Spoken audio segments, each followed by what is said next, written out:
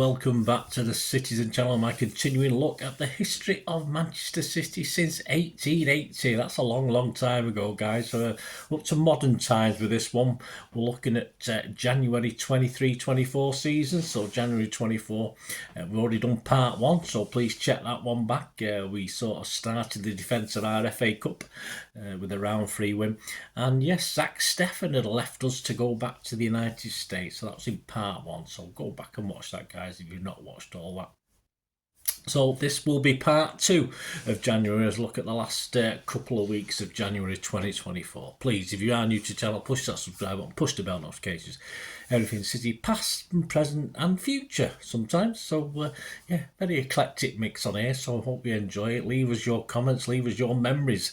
It'd be great to hear from you, and of course I will respond or give you a like if that's all it requires. And if you can give me a like for this little video, this little vlog, I'd be much appreciated.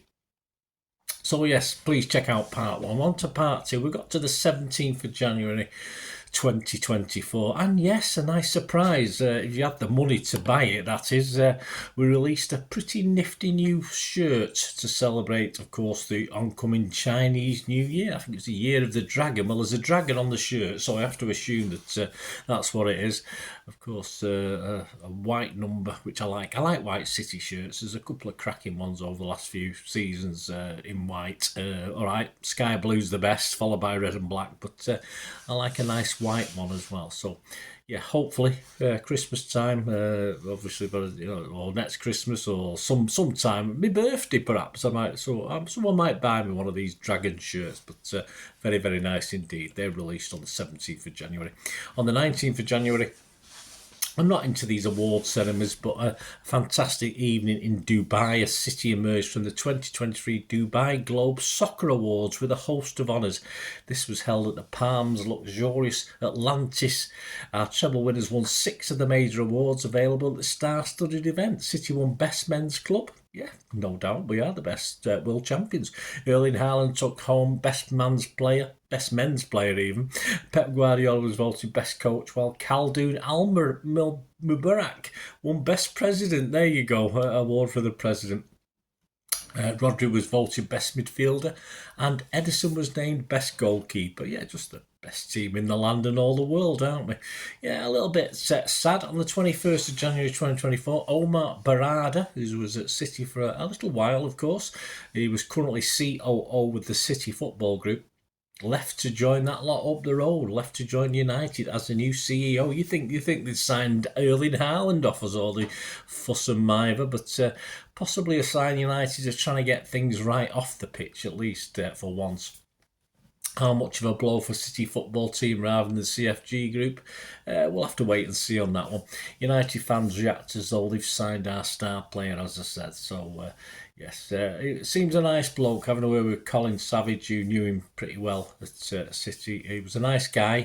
Let's hope he does okay there, although, you always think nice guys will get trodden on a little bit at the old swamp, don't you?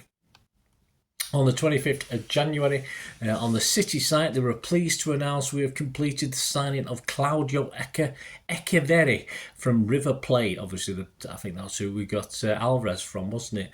And he signed a contract until June 2028, but will remain at River Plate before moving to the Etihad Stadium in January 2025. So again, similar to the Alvarez move.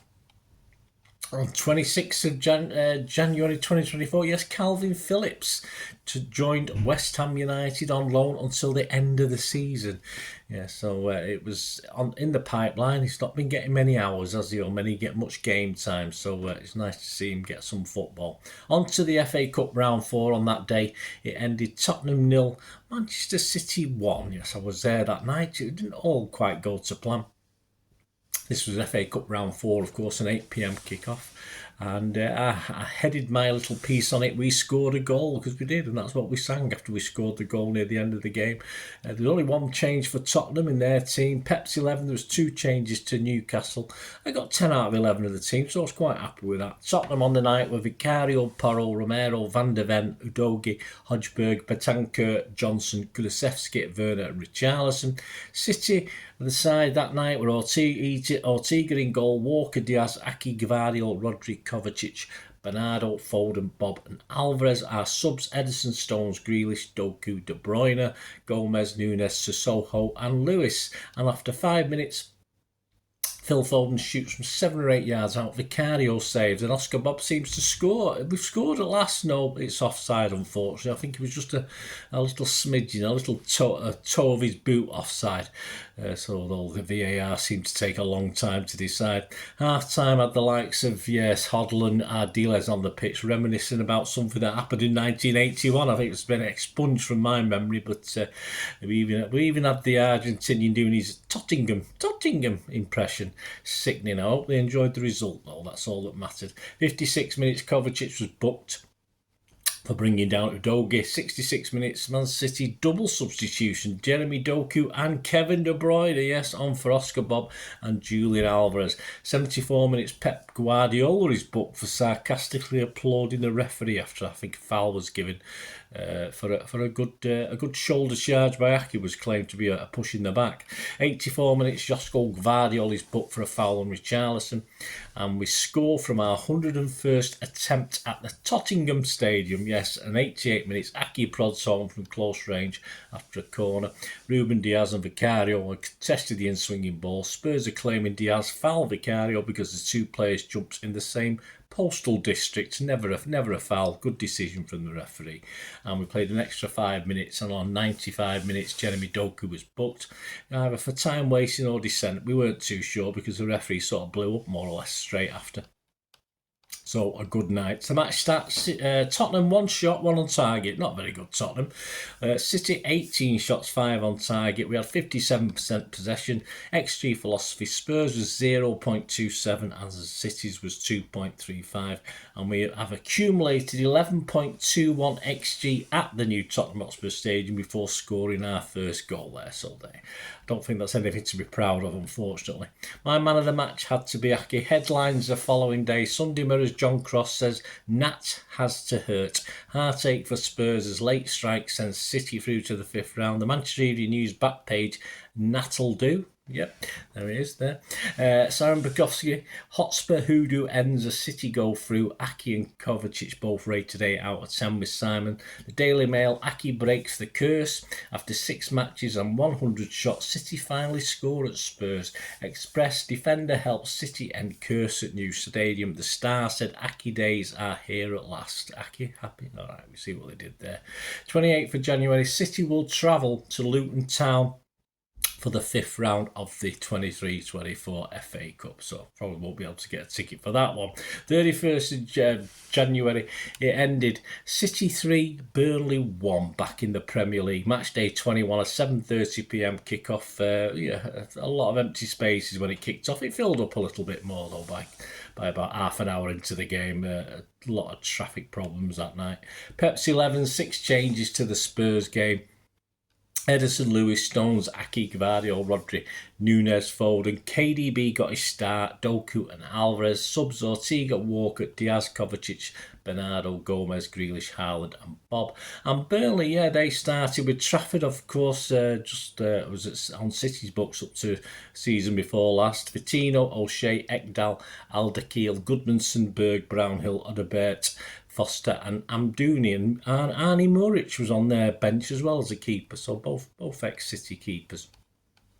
It all started very well. 17 minutes, it was 1-0 to City. Nunes makes it happen after a Foden dink over the top. He got a bit of a fortunate bounce off the defender after running into the box. But after the bounce, he sort of readjusted himself and timed his cross perfectly for the onrushing Alvarez to head home to make it 1-0. 23 minutes, it was 2-0 for City. De Bruyne from a central area free kick. No wall for this one. It was reasonably far out, but he pings a slide rule pass into the area. Alvarez races onto it and flicks it into the far corner, with most Burnley defenders still standing still. Pep rushes to congratulate the free kick coach, Carlos Vincenz. Of course, a training ground move, that one. Half time 2-0, straight away into the second half. About 23 seconds on the clock, and it's 3-0 for City. more outside the stadium than in it. Phil Foden scampers down the right and pulls the ball back for Rodri on the edge of the area, and he kills the ball inside the post, what I would call an Istanbul special. 71 minutes, Haaland came on for KDB. 75 minutes, Ederson was booked after weighing in to protect Rico, who'd got into a bit of trouble. 76 minutes, Grealish was on for Foden. 81 minutes, Doku managed to get himself booked. 86 minutes, Kovacic for Rodri. And 86 minutes Gomez for Alvarez. And on 93 minutes, Burnley get a consolation. Yes, David Datro Fofana shrugs off Gvardiol, so didn't do very well, and crosses low to Amin Al-Dakil, whose first touch is enough to squeeze the ball over the line. Pretty poor defending, and not very happy to not keep a clean sheet. Table at the end of play. Liverpool played 22, 51 points, plus 32 goal difference. City played 21, 46 points, plus 27. And Arsenal played 22, 46 points like us, but just a 23 plus goal difference. Match stats: shots 14 for City, 4 on target, 8 for Burnley, 3 on target. Possession was 74% for City. The XG philosophy: 1.88 for us, 1.5 for them, although I can't really remember having that many chances, but obviously the facts don't lie, do they? Headlines: the Daily Mirror: crown jewels in sparkling form for Slick City. The Manchester Evening News back page said, Alv, some of that. Manchester News Inside, Simon Bukowski said it's game, set piece and match as City reap rewards of training.